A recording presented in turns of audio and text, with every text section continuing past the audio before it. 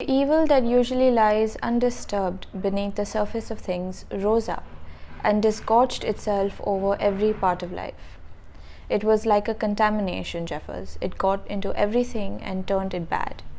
I don't think I realized how many parts of life there were until each one of them began to release its capacity for badness. Now, it is this short passage that you'll find on the very first page of the story that essentially reveals the nature and depth of the story.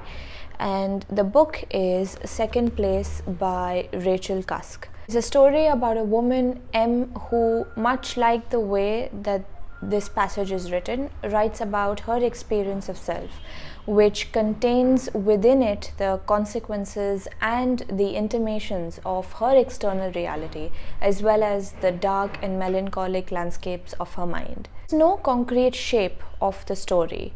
You cannot read it as if it possesses some kind of objective truth or meaning or perhaps even reasoning. Reading Second Place, I realized how perceptive and hollow the story actually is, because the writing unravels itself. There is no particular end in view with a story like Second Place, and when I mean hollow, I do not mean meaningless. I simply mean like a void, an empty channel through which you can understand not only M but all the other characters, his assertive, complex, sensitive, needy and remote personalities. Cusk touches upon various facets of life, of contemplating life, of figuring out how an individual, a woman, places herself in this construct of likes and dislikes, beauty and horror, happiness and despair, youth and old age.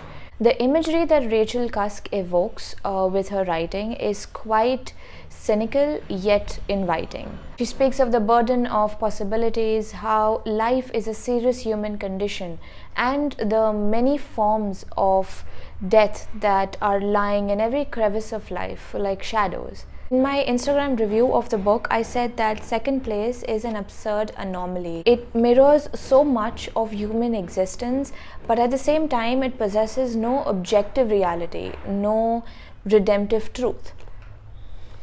Page 6.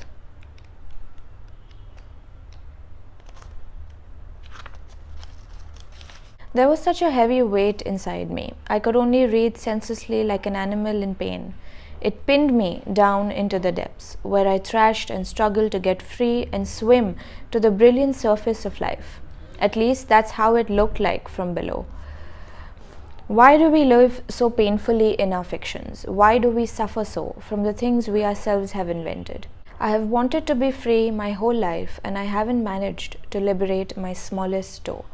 So she doesn't give you a proper explanation for why she uses these particular words in the story to explain the character of M. You feel as if you're floating on top of these tumultuous waves that carry and convey her elegiac remoteness, her isolation. But at the same time, this impenetrable exterior contains within it certain secrets, of life, of existence, of love that were not revealed by anyone else, that are not revealed anywhere else. All this against the strange and remote coastal landscape where she lives with her husband and other characters that gradually rise up to the surface as the story deepens. Now, there is a strange and growing uncertainty in the way that M describes her life, her past, her relationship with her husband, and also with strangers. Cusk also writes very beautifully and incisively about nature and architecture, and how the confines of one's own home where one stays, including and especially the second place, how it can play such a unique and significant role in veiling a person. You can look at art, you can look at a piece of furniture, you can watch the sunset with such deep inner gravity, without having any idea, without being completely aware that it is this inner perception, this inner eye, and how it can often unknowingly and destructively affect or influence the aliveness and the natural texture of what's right in front of you. And speaking of looking at nature differently, I wanted to read out to you one passage by Ralph Waldo Emerson. I read this book, I read the essay in Nature a few days ago, and just being here talking about nature and melancholy and the despairing beauty that is such a significant part of the second place. I think that this passage that I'm about to read next just fits in perfectly with the whole essence and the atmosphere of the story. Every man acts the inquiries he puts into nature as life, before he apprehends it as truth. In like manner, nature is already, in its forms and tendencies, describing its own design. Let us interrogate the great apparition that shines so peacefully around us. Let us inquire, to what end is nature? To go into solitude, a man needs to retire as much from his chamber as from society. I am not solitary whilst I read and write, though nobody is with me. But if a man would be alone, let him look at the stars. To speak truly, a few adult persons can see nature. Most persons do not see the sun. At least they have a very superficial seeing. The sun illuminates only the eye of the man, but shines into the eye and the heart of the child. The lover of nature is he whose inward and outward senses are still truly adjusted to each other, who has retained the spirit of infancy even into the era of adulthood. Every hour and change in nature correspond to and authorize a different state of mind, from breathless noon to grimmest midnight. Nature is a setting that fits equally well a comic or a morning presence.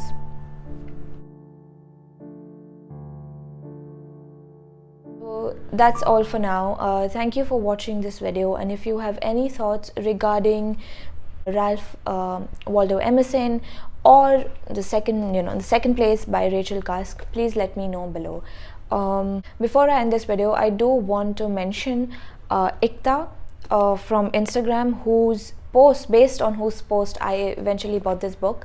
Her username is This Book Magnet, and honestly speaking, if I wouldn't have come across her review, I probably would have never read this book, and that would have been a real tragedy, because this is one of the best books that I have read this year.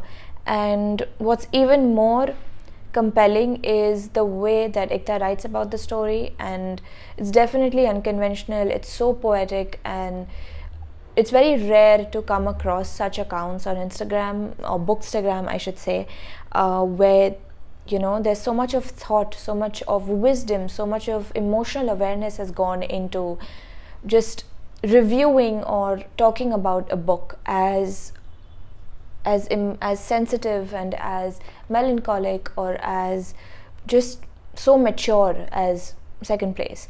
So if you guys are on Instagram, you should definitely head over to her account. I will add the link in the description box below. So yes, I think that is it for now. If you have any thoughts, any similar book recommendations, please let me know below, and do share this video with someone who you think might enjoy reading Second Place.